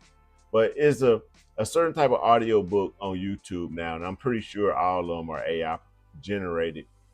But one of the very common or popular topics or genres, I guess, is Stoicism, right? And I wasn't really listening to it, like trying to learn something deep from it. I started listening to it because I found that it was good background noise when I would be working, right? So when I'd be working on a project, I would have that playing because it was good background music. It wasn't, too distracting to me mentally. And I wasn't working in a dead silent room with just me at the computer clicking and, So if you work in the office, sometimes you need that ambient sound. There's some sound going on around you, right? So I started playing these Stoic videos when I would be working. But then I started like seeing little tidbits of truth in them, and seeing things about myself and learning things about myself and seeing areas about myself that I could improve in as a leader. Now, I didn't even know what stoicism was until I started, playing those audio books. Like I said, it's background noise. But I didn't even know what it was. But in the course of doing that, I got presented with new models, new ways of thinking, new ways of looking at things, new frameworks, right? So when it talks about self-investment being mental models and frameworks, it's talking about investing in the way you think, your perception. What is it that shapes your worldview? If we're only feeding our mind the same content from the same sources all the time, every day, we're not doing ourselves any service. We're actually doing ourselves a disservice, because that shapes our perception, that shapes our worldview, that shapes the mental framework that we operate from, right? So investing in yourself in that way, it may mean learning to explore areas of knowledge that maybe you didn't normally pay attention to. Maybe you didn't really like science in class. Or maybe you didn't like history in class. But that don't mean you shouldn't expose yourself to some of that information. Now, again, I hope I ain't got no weirdos, but this is the internet in 2026, so I gotta say this. When I say expose yourself to new things, I'm not talking about risque, avant-garde, extra shit, man. Over here, whenever I say comments like that, I'm talking about serious things for serious-minded people, right? I joke and I hee and I ha ha and I say goofy shit sometimes. But in this world, man, I just feel like I need to distinguish and let it be known that when I make certain types of phrases or statements, I don't want it to be left to be able to be misconstrued or twisted in any kind of weird way. You get what I'm saying? So when I said that, what I'm talking about, I'm not talking about any kind of weird or shameful lifestyle choices or decisions. And whatever that is, that's up to you, because you have to determine what you consider shameful. Okay. I'm not advocating for people to do weird shit. I'm not advocating for people to do illegal shit. I'm saying expose yourself to credible, worthwhile things. So I hope that's understood at Legit Hustle, that I don't be talking about exposing yourself to no weird ideologies and things like that. I'm talking about exposing yourself to things that are going to contribute to you, that are going to be a part of your self-investment. Learning some secret witchcraft ritual ain't necessarily a part of that, right? So I'm not ever discussing no weird, extra crazy shit like that. And I just feel like I need to say that because we live in a crazy world and it's 2026. And if you like me, you see the monsters everywhere and it's all kind of weirdness going on, but ain't none of that happening at Legit Hustle or nowhere around me. You feel me? So just as a quick reminder before we move on, y'all, just remind everybody about my upcoming event, the Ghost in the Machine, that will be taking place on February the 25th. And I think I got it. Did it show? Y'all bear with me. I'm still learning this YouTube thing, man. Y'all gonna have to bear with me. There we go. Now it look all professional and look like I was doing something over here. But anyway, yeah, so the Ghost in the Machine. All right, this is not a sales pitch. I'm not inviting you out for me to pitch anything to you. This is a workshop.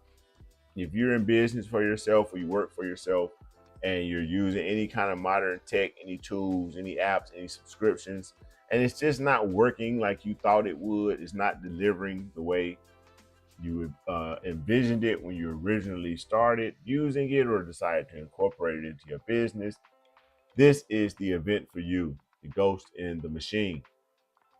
If you would like more information on attending my event, the Ghost in the Machine, please visit the website at the bottom of the screen, events.amayasolutions.net. And you can find out more about the Ghost in the Machine event. You feel me? Let's get back into this. So now that I had my little rant about the weird shit, I just had to say that. Self-investment is also about emotional discipline and resilience. That's not a very common thing when people talk about investing in yourself. Not many people think about emotional type of investments, let alone emotional discipline and resilience. I'll tell you a real life story. Me and my girl were having a conversation one day, and she was congratulating me on an achievement that had happened. And I didn't really respond, you know, or I didn't want her to feel like I was just like kind of, you know, brushing her off, because it wasn't that I wasn't acknowledging it as an achievement, because it was an achievement for me, you know, in my business. It was a very important milestone. And but I didn't want her to think I was just like blowing her off or blowing her, you know, congratulating me off. But I had to point out to her that I have learned over the years in business not to celebrate certain victories. Yes, it was a victory, but it was only a victory in the sense that it was affirmation that what I was doing was working and I needed to keep moving. I did not want to give myself a chance to celebrate that one small win too much, or so much so that I tricked myself and convinced myself that I had won the war. that it was over, that I had accomplished it, that I won, right? I've learned through experience over the years and working for myself to be disciplined in my emotions that way. Even when you achieve something, even when you experience a win, emotional discipline means, yeah, thank you. Thank you. I appreciate the compliments. Thank you. That was cool. But I know the bigger picture. I know that the big grand scheme of things, this was such a small speck on that larger picture that it just reminds me not to lose focus now, because the larger picture is possible, right? Experience taught me the need to be disciplined emotionally in that particular way at times. And remember, I said this particular presentation is one of those ones that's very near and dear to me personally, because I am largely a product of self-investment. This is what I mean, that experience of learning from investing in myself, of taking the risk, of going out here doing the thing, learning what I needed to learn to do that thing, getting the licensing that I needed, taking the courses that I needed to in order to do that thing, right? And one of the lessons I learned from experience was the need to have emotional discipline. So when you invest in yourself, one of the things that you learn, the little known benefit, is you learn emotional discipline. And through that emotional discipline, you gain resilience. One of the keys to being resilient, to being strong, to being tough, to being able to continue when you come up against storms, one of the keys to that is emotional discipline. I'll use another example. As a matter of fact, let's venture off for a second. I'm gonna talk about two things, two different, not things, my apologies, two people, one real, one fake, right? I used to love the TV show House when it was on. If you ever watched House back in the day when it was on Fox, I used to love House. House was like, I ain't gonna say I saw me in him, but I saw a lot of me in Dr. House. I understood Dr. House, the character, right? Because he had this persona of being very nonchalant, bit of an asshole. But when it came to being a doctor, there wasn't nobody else at the hospital you really wanted taking care of you other than Dr. House. Why was Dr. House the doctor that everyone wanted taking care of them? It wasn't because of his reputation. No, it was because he was so emotionally disciplined, the character Dr. House. Yes, he had the drug habit. Yes, he was a bit of an asshole.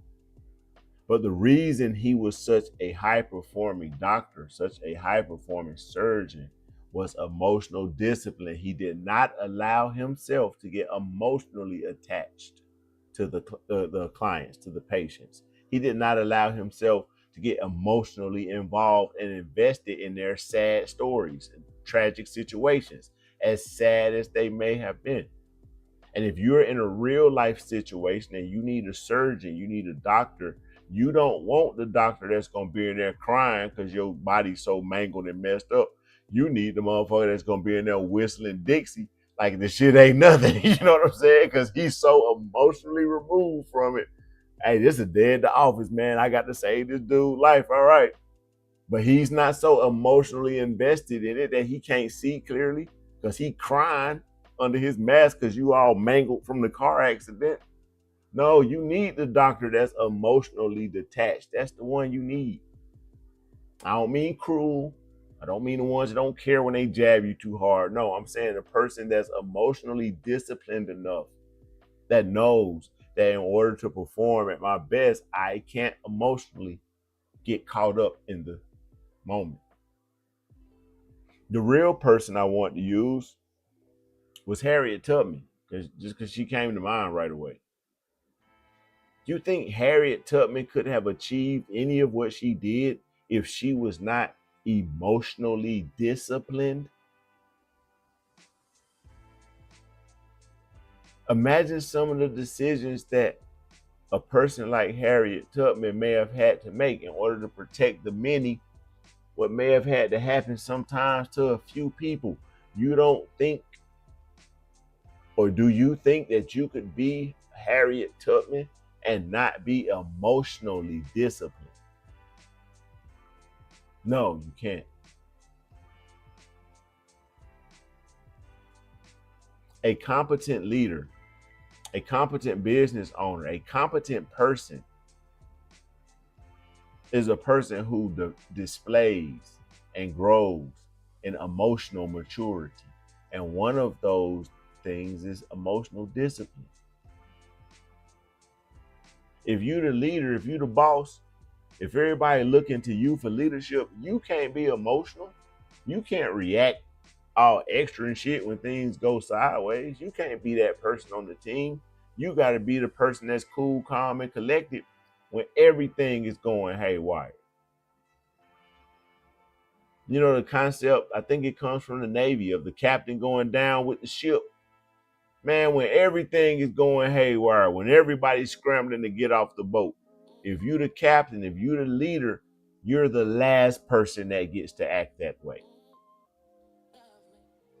When the last crewman is running around trying to find a spot on the lifeboat, you the captain, you still gotta be standing there at the rudder in your position with your brass shined up, because you got to be prepared to go down with the ship.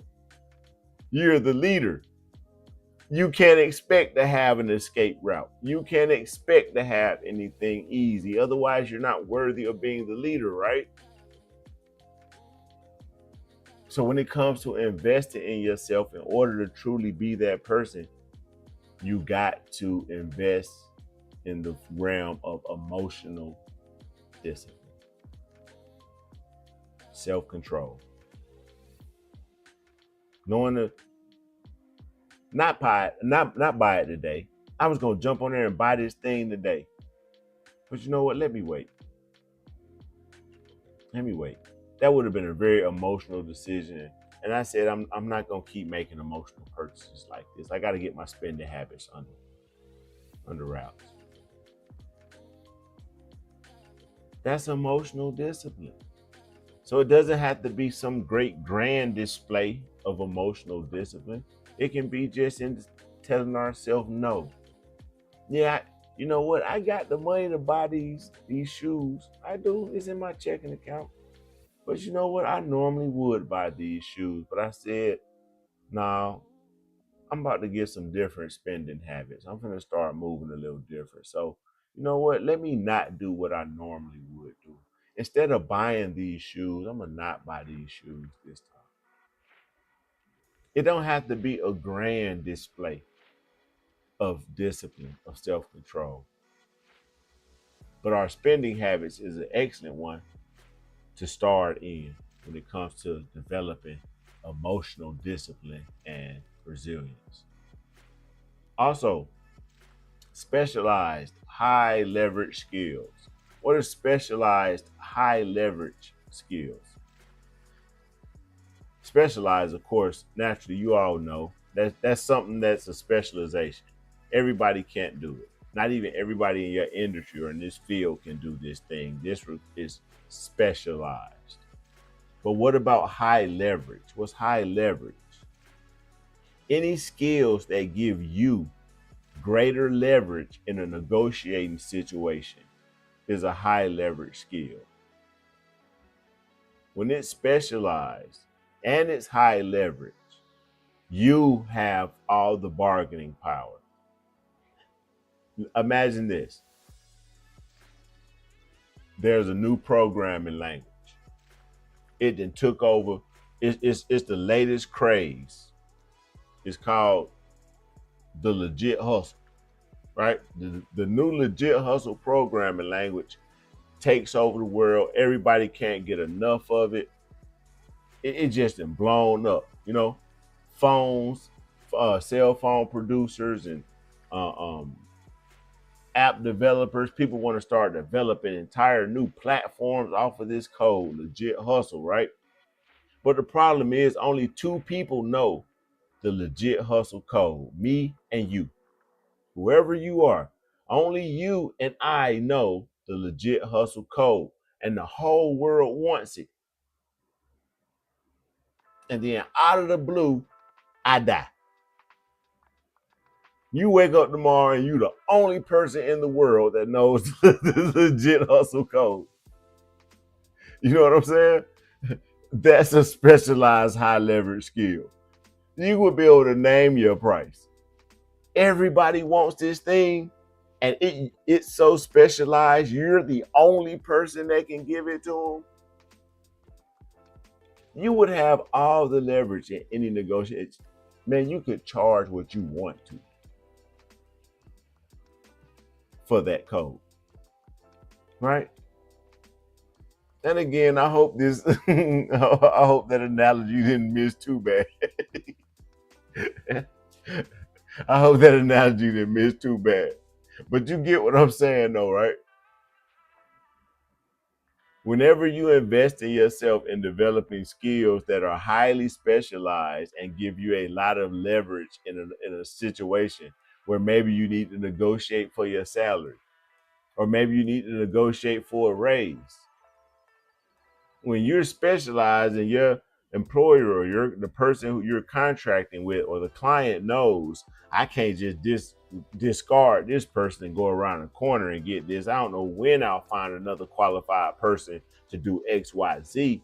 When you're in that situation, you call the shots, right? So naturally, when it comes to things that you can do for yourself that help you build those types of skills, that help you learn those types of skills, that is what self-investment is about. Those are the types of things you want to be investing in yourself. And last, but definitely not least, is spiritual and moral grounding. You know, because of the type of information that I do, I made a very conscious decision to not get too far into spirituality on my channel, just because I want my channel to be a place where people from various different backgrounds and ideologies and things, you know, you come kick it over here, man. If you're about your business, if you're a hustler, if you're a go-getter, I wanted my channel to be the place where those people can feel free coming over and spending time over here at Legit Hustle, right? Regardless of what your background may be. All right. But I don't want it to also be misconstrued or missed that I'm a deeply spiritual person. And if you know me, if you've been around my channel, you'll see it even in some of the titles or thumbnails that I'll use. Even in some of my songs, you'll see me acknowledge things as far as what my spiritual system is, what my core spiritual belief system is based on. I put it out there. I may not directly speak on it a lot on the channel, but that's because I'm trying to make this a place where a lot of people from different backgrounds feel cool pulling up, you know. I'm not really on here to talk about those things.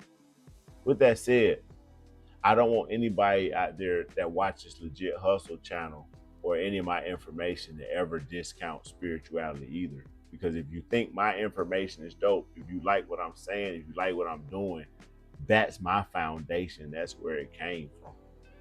That's the foundation of the person you see right here today who's delivering this information. I wouldn't be this person. I wouldn't be doing this thing, and I wouldn't be doing it this way if it was not for my personal spiritual foundation. But that's my personal spiritual foundation. I didn't come on YouTube to try to push that on anybody else. But don't think I ain't sitting on one firmly and solidly. You know what I'm saying? Like I said, I throw my hints here and there how I throw my hints. But for you, for the person who's looking at developing this self-investment routine, remember, we're talking about building this asset into something that returns for us infinitely into the future, right? So that means you as well, you need to have a spiritual and moral ground, a basis, a foundation. With anybody that's watching this, would you ever trade places with Jeffrey Epstein? Would you ever trade places with the people that do certain types of things? Of course you wouldn't. Of course you wouldn't. Because no amount of money can compensate for having a lack of spiritual and moral foundation. You can't buy that. And you can't compensate for not having it by being a fucking weirdo and doing weird shit. All the weird things you do, because you can, will never compensate for the lack of spiritual foundation, the lack of morals that they have. Being able to do wicked, evil shit to a defenseless person, that is not a sign of strength. That is like one of the weakest, most lamest things imaginable in the world to me. Anybody who harms a person that ain't even a threat to you, it's just not respectable to me. You know what I'm saying? And this might be a little bit off topic, but I'm gonna get into it because at the core, a lot of this bullshit that we see going on around us in the world and on this land in particular, it comes because these motherfuckers ain't got no spiritual foundation, bro. They have no moral baseline. And they think that by doing all this weird extra shit, they're proving that they are something that they're not, or that they don't need it, when all they're actually doing is showing you how empty, hollow, and fucking worthless you are without a spiritual and moral foundation. That's all they proving. History is gonna remember them as disgusting pieces of shit.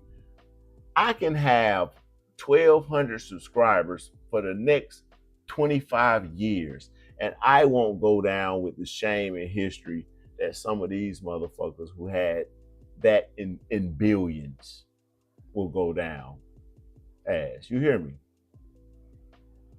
So all the money in the world cannot replace the lack of having a spiritual and moral foundation. Not for show. No, just so you can be a decent individual. You know? Just so you don't run around doing the weird shit that these weirdos do and thinking that it makes you somebody other than a loser. And a weirdo and a disgusting person. You feel me? So at the end of the day, last but definitely not least on the list of priorities when it comes to investing in ourselves is making sure that we always dedicate time and energy and resources and means to that spiritual and moral foundation.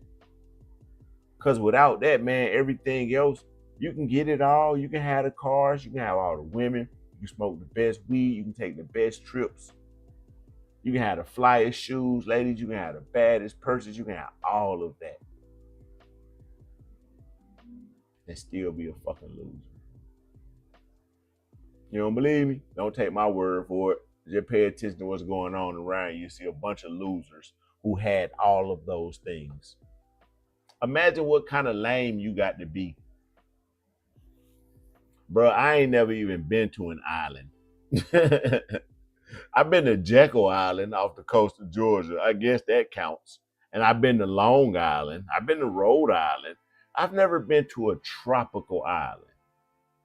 What kind of sick piece of shit do you got to be to have the means to buy a whole goddamn island, and the most fun thing you can think of to do is harm children? Hey man, we all grown. Let's be real. I respect it and salute it if you bought an island and filled it with a bunch of beautiful, naked, grown-ass women who wanted to be there. I'd be like, hell yeah, my nigga. I feel you. I could salute that. That's respectable.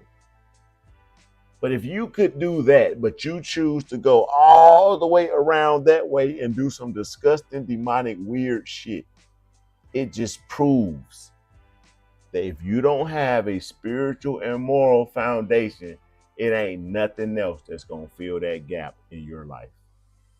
So if you don't invest in anything else in yourself, definitely invest in your spiritual and your moral foundation. And I'm not one here to tell you how to do that or what that should be. I'm just going to be real enough to tell you you need to do it.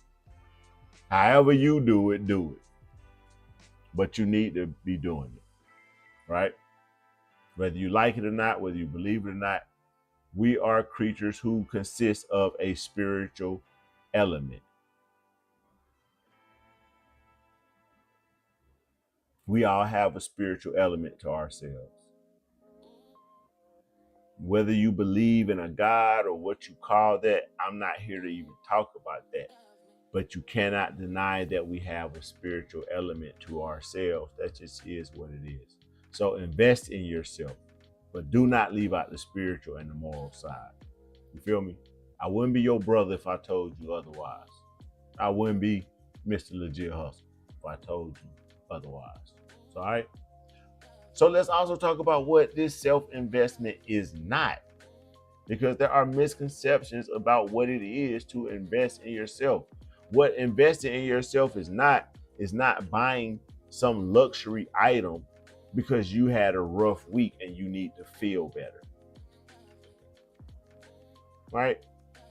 You had a suck-ass week. You didn't get done half of the things you needed to.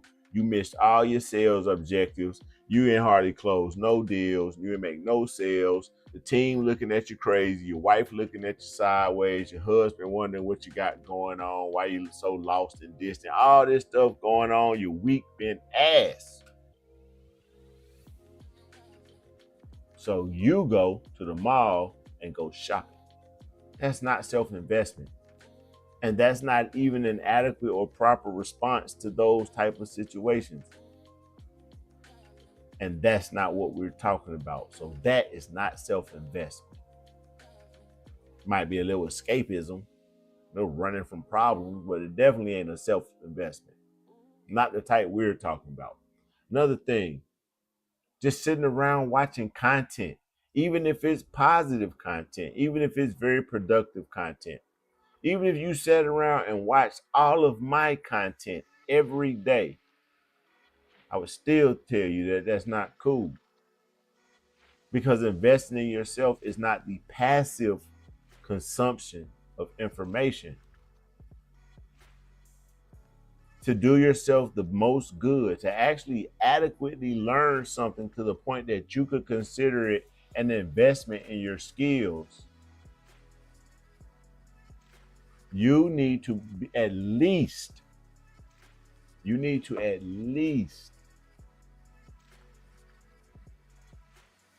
and I'm talking about at bare minimum, you at least need to be able to have an outlet, even if it's just writing it. I'm gonna repeat that again. And I took my time on that statement intentionally. To do yourself the most good, when you're developing a new skill or you're learning something new, you have to have an outlet to use it or you won't learn it. Don't confuse remembering something with knowing it. Don't confuse being able to recall something that you read with knowing it. You know something because you take in information about it, but you also have an outlet where you get to experience it, where you get to experience the things that the book couldn't tell you about, because maybe the person writing the book never had that experience or never faced that challenge. So if you're going to take in information, if you're going to watch content on the subject matter, have an outlet for it. Have some way to actually use that information. Otherwise, that's not an investment. And I'm emphasizing that because some people, and I've talked to people that think that sitting around watching YouTube videos about doing things is investing in themselves. That's not investing in yourself. That's not what I'm talking about. If you watched all of my content, I would still tell you that wasn't a wise decision, because instead of wasting your time watching all of my content at one time, that means you wasn't doing any of the shit I was talking about.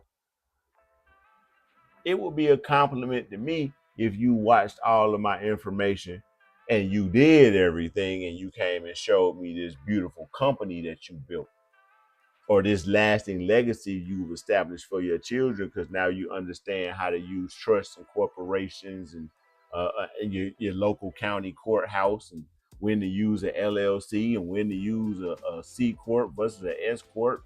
Do I even need one? What state should I do this in? You would become talking to me about that, not about my content. You would have did something, because I make content hopefully that shows you how to do something. I don't make content for people to just get some head knowledge about it, because I have learned from my personal experience that in order for any of the things that I talk about on my channel to do you or anybody else that watches this any good, you got to actually use it. You got to do it. You got to have an outlet to do the things that I talk about on here. So if you are just taking in information, if you are just taking in content, then that's not investing in yourself, especially if you don't have an outlet to use it, to demonstrate that you're developing capability in it. You won't even be able to call it a skill because you haven't actually been doing it. All this knowledge, but to not have an outlet that can help others, is a person busy, not productive. Exactly. And there's definitely a huge difference between being busy and being productive. Right? Sometimes your most busy days are the least productive, and your least busy days are your most productive, because it's not about how much you do. Sometimes it's just about what you do and when you do it. And that makes the difference, right? Also, temporary fixes that don't compound is not a self-investment.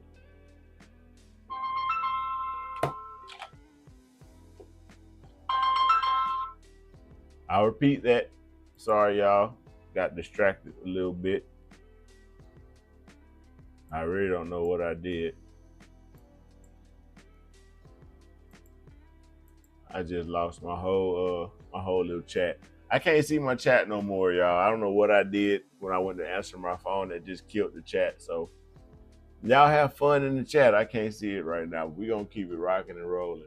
I think I'm going to keep it going because I'm already at like 2 hours, man. And y'all know how I be doing.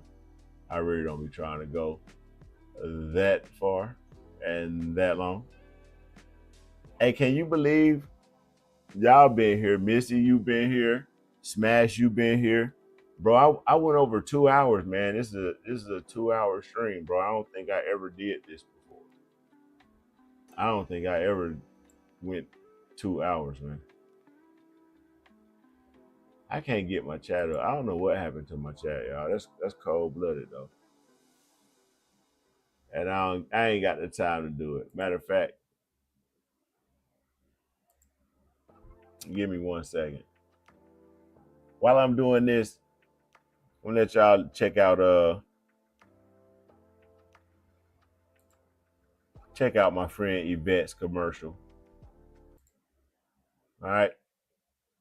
Struggling with bad credit, or are you stressed about taxes?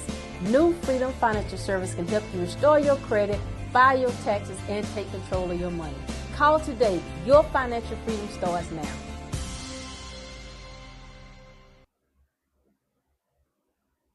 Yeah, I don't know what I did to close the messaging, doc. My bad, though. But I hope everybody's enjoying it. Once again, shout out to my friend Yvette Nelson. and New Freedom Financial over in Albany, Georgia.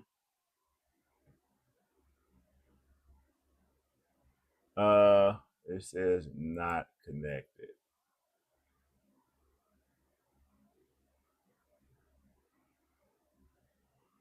Can y'all see me?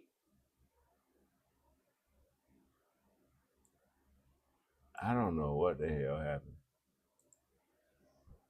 Y'all give me 1 second. If you can and can't see me.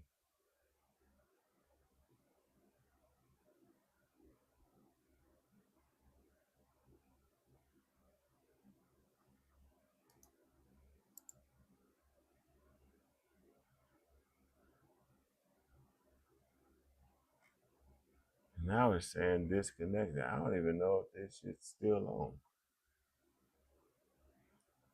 I apologize, y'all. I have no way of knowing if I'm even still on YouTube. I don't know if you guys can even see me. It's saying not connected. I don't even know if I'm freaking connected anymore. Babe, I'm not connected anymore, am I? I am?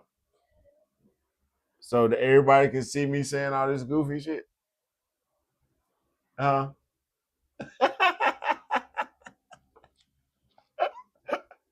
Hey, at least you know it's real, that legit hustle.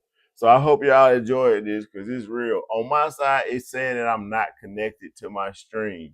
This is crazy. I don't know what happened. I lost the chat. I can't see the chat. And on my side, it's saying that I'm not even connected to my own stream. But babe said y'all can see me. So all right, man, we're gonna keep it moving at least for a few more minutes and pretend like I didn't just expose my lack of professionalism to the whole world. But it's all good. But yeah, man, so we have to know the difference between what is an investment in ourselves and what is not an investment in ourselves. That's the point, all right? And on top of all of that, if you do not know, matter of fact, I don't like working blind. I have no idea what's going on, and I really feel like something's wrong with my stream. So I'm going to close out with saying this. I apologize. I probably could have went a little bit longer. But you know, if you want the rest of this presentation, you know where it's at. You can always get it at legithustle.com. This very presentation is available at Legit Hustle. It will be. It's not available right now. I got to go put it up and make sure you can get it. But if you want to get the rest of this presentation and finish going through this about how you can continue to invest in yourself and make sure that you're the whole, complete, total asset that you're meant to be, best version of yourself, go grab it, because this is only about halfway through this presentation. So there's a lot more information in here that I'm not going to get to. I'm about to shut it down and call it an evening. Because besides, I don't know what the hell going on with the channel, and I don't want to be just up here talking. And maybe y'all can or can't see me. I don't know. I don't even know what's going on right now. I feel like I'm just talking to myself any damn way at this point. I don't even know if y'all can see me. I probably could take my shirt. No, I'm not going to do that. I'm just playing. Just in case y'all can actually see me. Just in case y'all can actually see me. I can't do no weird shit. Nah, man. Yeah, you know how I am. If you ever been to this channel, man, you know I like to have fun. I kick it with people doing the show or whatever, man. I like to talk shit sometimes, but nah, keeping it real though. I appreciate everybody who showed up, man, who pulled up, who spent some time. I feel like I'm working blindly and it's making me paranoid, and I don't want to try to keep doing a live while I feel extremely paranoid because I don't know what's going on. So I'm going to shut it down. I'm going to say thank you to everybody that pulled up, that watched this, that saw this, no matter how long or how much of it you did or didn't see. I want to thank you for coming through and spending time with your homie, your brother from another mother, the one and only Mr. Legit Hustle. And you know my motto. If you don't, I'm going to tell you now. It's hustle smarter. That's what we're about over here. And with that being said, man, we're going to close out. I know my homie Smash in the building. So for him, we're going to go and close out with a song that I know he likes. It's one of my favorite too, Smash. I ain't even going to lie. So I hope you get to see this, bro. We're going to ride out to On Your Own tonight, and then I'm going to shut this down and figure out what the hell just happened during my live stream. But with that being said, everyone, enjoy your day. If it's still daylight where you at, Shabbat Shalom. If not, enjoy the rest of your evening, everyone. And we will catch you later. Same bat time, same bat channel, man. We'll be back next week, next Saturday for Legit Motivation. And this Tuesday, we'll have another episode of the SMB podcast for small, medium business owners, entrepreneurs, hustlers, go-getters. Y'all know what it is, man. Y'all know what we do over here at Legit Hustle. So with that being said, man, yeah, we're going to get on up out of here. And we're going to kick it like this, man. This one for my homie Smash. Been here with me since day one. He always pull up on the lives, him and the fam. I appreciate their support. So this one for you, bro. All right, I'm out, man. Peace. I've worked too hard to stop now. But it seems like every time I turn around, it's somebody hating. I need to ride.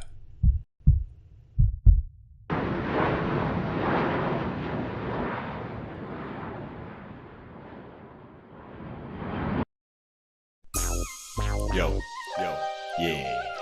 Rest in peace, Nip. Yo, man, this one goes out to everybody out there getting it on their job. Every You know other what I'm soul. saying? However you getting paid, how you paying your bills. Hopefully it's legit. You know what I'm saying? But even if it ain't, do the best you can, you know what I'm saying? And get it on your own. Yeah, West Coast, slow motion. Waking up the morning views of the ocean, freshen up your swag, roll up your neck back, 40 on your hip, dip to the west side. Between the trees and the breeze is where you reside. You let the 6-4 dip slow side to side. The good life, no longer stressing on that hood stripe. Your kids best, you can't flex, they doing all right. On top of that, today you rhyme with your lady. Yep, that's your baby. Play with her, they must be crazy. Had the hood going crazy when them shop doors open. Cuts in the city, that's what you been promoting. Plus it's clear to see that every real G is positively positive to the community. Productivity, that's the slogan. Pushing back on the forces, trying to stop us from growing. They can't hold it back. When the door of opportunity opens up for you like a Cadillac, you ain't having that. You came too far to try and travel back. And plus that's way too whack. So when the plans stay rolling and the dope keep folding while your life unfolding, then you keep going. Never mind the haters, can't make or break you. Where will hustle take you when your faith don't forsake you? Yeah, it feels good when you getting it on your own. Pushing fly wheels, putting families in, fly home. But you gotta stay strong when you're walking on your own and turn BS a rare when life ends you stones. It feels good when you getting it on your own. Pushing fly wheels, putting families in, fly home. But you gotta stay strong when you walking on your own and turn BS a rare when life ends you stones. But don't expect it to be easy breezy. Besides being cheesy, it's slightly greasy like an Eskimo. Trying to sell your bro that don't love the pole. His ass still ain't free. The truth is you take the good with the bad. If it's worth it, then on purpose, it ain't easy to be had. But don't let it stop you, cause unless they pop you, then you gotta know the wind's already in the bag. It takes thick skin to walk amongst men that don't comprehend the grind that you're living in. Unfortunately, it usually proves to be negativity from friends and your family. But when you focus, you can't get caught slipping. You cool ranch while you living. Fly with eagle, not chickens, and you bound to see between you and me that there's no enemies. And yes, success is proof. Me, I'm still noodle flowing in the booth. If you need more proof, go and check me mirror. Cause it couldn't be clearer that you're bound for the top. So stay on your grind and don't you dare ever stop it. With roadblocks, act like mad cops. That only means you're just a mirror, homie, just watch. Ain't no need to be silent when you're made of iron. And for winners like you, there's no such thing as trying. It feels good when you're getting it on your own. Pushing fly wheels, putting families in, fly home. But you gotta stay strong when you're walking on your own and turn BS a rare when life gives you stones. It feels good when you're getting it on your own. Pushing fly wheels, putting families in, fly home. But you gotta stay strong when you're walking on your own and turn BS a rare when life gives you stones. And there you have it. You know what I'm saying? This goes out to everybody out there getting it on their own. Like I said, you over there, feel me? With the fade, all the barbershops, hair salons, nail salons, massage parlors, dentist office, you feel me? Soul food restaurants, whatever you do, man. You work for yourself, it's your anthem right here, man. It's my salute to you. I see you Get it on your own. And if you can employ other people, you're a real life hero. You know what I'm saying? Salute. Yeah. Keep getting it on your own.